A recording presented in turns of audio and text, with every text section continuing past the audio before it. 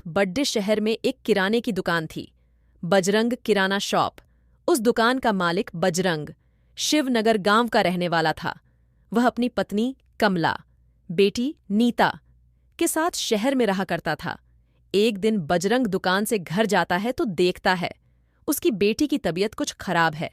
वह जल्दी से अपनी पत्नी को आवाज लगाता है। अरे अरे, सुनती हो भाग्यवान, जल्दी से यहां आओ। ये देखो, बिटिया को क्या हुआ है। कितनी तेज बुखार हो रही है। जल्दी से डॉक्टर को बुलाओ, जल्दी। ये सुन बजरंग की पत्नी रसोई घर से आती है और बोलती है, हाँ हाँ, सुन रही हूँ। क्यों इतना हल्ला मचा रहे हो? बुखार ही तो हुआ है और कुछ भी नहीं है। मैंने डॉक्टर को दिखा दिया है। डॉक्टर ने बोला है फ्रेश हवा में रहेगी तो जल्दी ठीक हो जाएगी। अब इस शहर में कहाँ से लाऊं फ्रेश हवा? इतना बोलकर बजरंग की पत्नी वापस रसोई घर में चली जाती है। लेकिन बजरंग अपनी बेटी से बहुत ज्यादा प्यार करता था, इसलिए बजरंग अपनी पत्नी के अंदर जाते ही अपनी बेटी से पूछता है। कैसी है मेरी बिटिया? बुखार से परेशान हो गई मेरी गुद्धिया। बताओ बिटिया, क्या खाओगी? अच्छा, ऐसा करते हैं, तुम जल्दी से ठीक हो जाओ, फिर हम बाजार खिलौने लेने चलेंगे। ये सुन बजरंग की बेटी बोलती है, पिताजी, अब मैं छोटी बच्ची नहीं रही जो खिलौनों से खेलूंगी। मेरी कल से स्कूल की छुट्टियां होने वाली है और डॉक्टर अंकल ने भी फ्रेश हवा के लिए बोला है। तो ऐसा करते हैं, हम गांव चलते हैं दादी माँ के घर।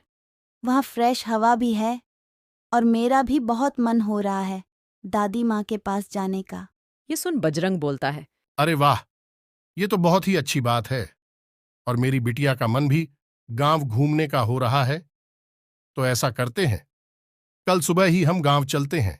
और अगली सुबह ही बजरंग और उसकी पत्नी व बिटिया गांव जाने के लिए तैयार हो जाती है और तीनों अपनी गांव की बस में बैठकर रवाना हो जाते हैं।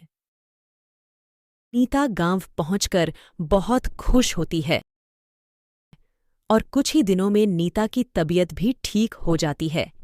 एक दिन रात को नीता अपनी दादी माँ के पास बैठी थी।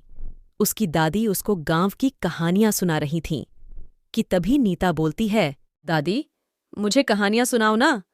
तब दादी नीता को कहानियां सुनाने लग जाती है। एक गांव में एक गरीब किसान रहता था। उस किसान का एक बेटा था जो कि पढ़ाई में बहुत ही होशियार था और अपने पिता कहना भी मानता था। वो पढ़ाई करता और अपने पिता की मदद भी करता था। उस किसान ने सोचा, मेरा बेटा इतना होशियार है, इसे शहर में पढ़ाने भेज देता हूँ। वहां रहेगा तो अच्छी पढ़ाई करेगा और अच्छी नौकरी भी मिल जाएगी, जिससे घर का गुजारा भी चलने लगेगा। ये सोच किसान अपने बेटे को शहर भेज देता है और उसके कामयाब होने की ख्वाहिश लिए दिन रात प्रार्थना करता रहता है। काफी समय बीत जाने के बाद किसान का बेटा एक बहुत ही काबिल डॉक्टर बन के लौटता है।